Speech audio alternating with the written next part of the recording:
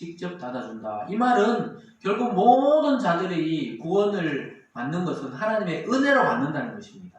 노아가 아무리 방주에 들어가고 이렇게 해도 문이 안 닫혔다면 어떻게 됩니까?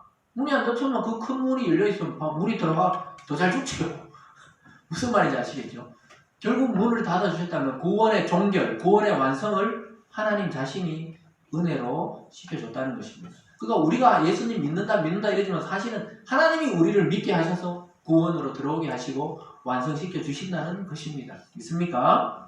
16절을 한번 읽어볼까요? 같이 16절 말씀 끝절입니다. 시작. 들어간 것들은 모든 것의 암수라. 하나님이 그에게 명하신 대로 들어가매 여호와께서 그를 들여보내고 문을 닫으시니라. 아멘. 누가 들여보냈다고요? 노아를? 여호와께서. 하나님의 이름이 여호와죠. 여호와께서 노아를 들여보내고 문을 닫았다. 이 말은 그럼 우리 사람처럼 막 손으로 닫았다 그런 뜻도 있지만 하나님의 역사다. 구원의 완성. 문을 닫았단 말이죠. 완성입니다. 완전히 포장한 거예요. 안전하게. 물이 한 방울도 안 들어가도록. 그 물이 넘쳐나는 심판의 시대에 물이 한 방울도 안 들어가도록 보호했다. 이 전염병이 넘치는 시대에 보호할 자를 보호하시겠다. 이렇게 약속하시는 것입니다. 믿으시기 바랍니다. 하나님은 노아에게 만물을 주관하게 하셨죠. 하나님이 주관하셔야 되는데 노아가 만물을 주관했어요. 만물을 들어라 이렇게 말했어요. 모든 생물의 암수를 확인하고 들여보내셨습니다. 그러나 하나님은 노아를 돌봤어요. 노아는 만물을 방주 안으로 들여보냈지만 노아를 들여보낸 것은 하나님이셨다 이 말입니다. 그래서 여러분들이 하나님께 의지하면 어떻게 됩니까? 우리의 구원의 시작과 인생의 과정과 완성을 누가 해줘요? 하나님이 은혜롭게 끝내주시고 마무리해 주신다. 이렇게 말씀하고 있습니다. 하나님이 이처럼 노아와 그 가족들을 방주로 들어간 다음에 심판을 시작하셨어요. 보존할 자를 보존하고 보호할 자를 보호한 다음에 시작하신 것입니다. 예수 그리스도를 믿고 하나님의 자녀가 된 우리 성도들, 저와 여러분들을 지키는 것은 하나님이십니다. 이것을 오늘 요 방주 안의 사건을 통해 그대로 보여주고 있는 줄 믿습니다. 그래서 너무 염려하지 말라고 그랬잖아요. 너무 염려하지 마세요. 하나님 불 가운데서도 다니엘이 살아나오고 사자굴에서도 다니엘의 세 친구가 살아나오기도 하고 이런 엄혹한 시대 속에서도 믿는 자들을 구원을 하십니다. 그러면은 교회에 다니다가 뭐 걸린 사람은 어떻게 돼요? 또 걸려서 또 하나님 치유하시기도 하고 그러면 돌아가시면 돼. 또 그거는 하나님이 수완이 돼서 돌아가시는 거죠. 꼭 이거 안 걸려서도 만약에 나이 드시면 또 때가 되면 돌아가시잖아요. 그렇게 받아들이지 않으면 이해가 안 된다 이 말입니다. 무슨 말인지 아시겠죠? 그래서 하나님은 이처럼 노아의 가족들, 지금 말하면 이 교회 안으로, 이 교회란 건 건물이 아니에요. 하나님을 예수를 믿는 모든 이 땅의 믿음의 교우들, 그 속으로 들어온 자를 다 구원하시겠다는 것입니다. 하나님은 친히 우리를 기억하십니다. 그래서 일일이 이름을 불러서 구원받게 하시는 것입니다. 성령님을 우리에게 부어주셔서 안심시키시고 새로운 능력을 날마다 주십니다. 그래서 영원한 복락을 영원히 누리게 하시는 것입니다. 그리고 끝까지 우리를 이 땅에서도 보호해 주세요. 사는 날 동안 분명히 보호해 주십니다. 살 길을 주십니다. 그리고 우리가 죽으면 어떻게 돼요? 하나님 나라에서 영원히 보존하고 보호하셔서 하나님과 사랑을 나누면서 살아가게 만들어 주신다는 사실입니다. 이 사실을 믿음으로 받으시기 바랍니다. 그리고 문을 친히 닫으셨다 이 말은 구원의 일을 완성하시고 종결하시는 분이 바로 하나님이라는 사실을 보여줍니다.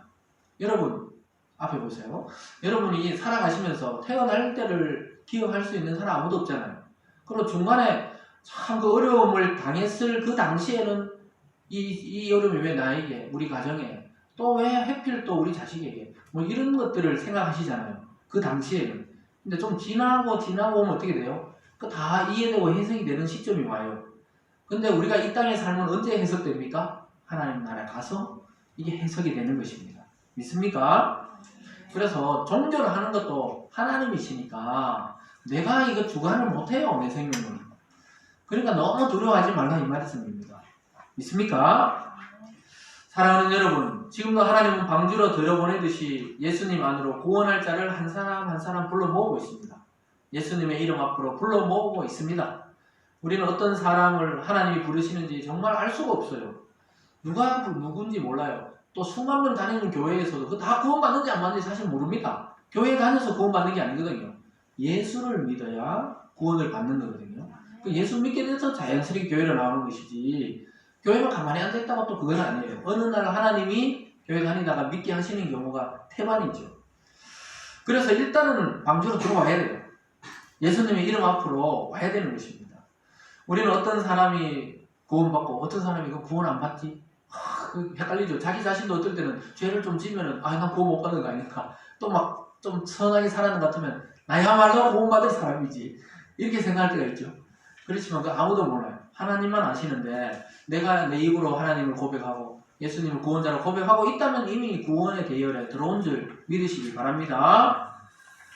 지금 들어오세요. 구원의 문이 아직 열려 있습니다. 주님은 다시 오시지 않았고 아직 이 세상은 멸망하지 않았습니다. 지금 들어와야 합니다. 하나님이 친히 이 역사를 종결하시고 새하늘과 새 땅에 새로운 역사를 펼치기 전에 들어오셔야 됩니다. 그래서 우리는 부지런히 복음을 증거해야 돼요. 지금 공개적으로 예배를 드리든지 못 드리든지 우리는 그래도 전화로 하든지 뭘 하든지 계속 복음을 전해야 됩니다. 다른 소망이 없어요. 다른 구원의 백신이 없어요. 다른 백신이 없다니까요. 예수라는 백신을 맞아야 영원히 삽니다. 믿습니까? 그래서 우리는 부지런히 이런 데서도, 이런 와중에도 복음을 전해야 되는 것입니다. 또 나라의 또 행정명령 이런 것도 지켜야 되지만, 사실은 정치와 종교는 분리되어 있어요, 우리나라는.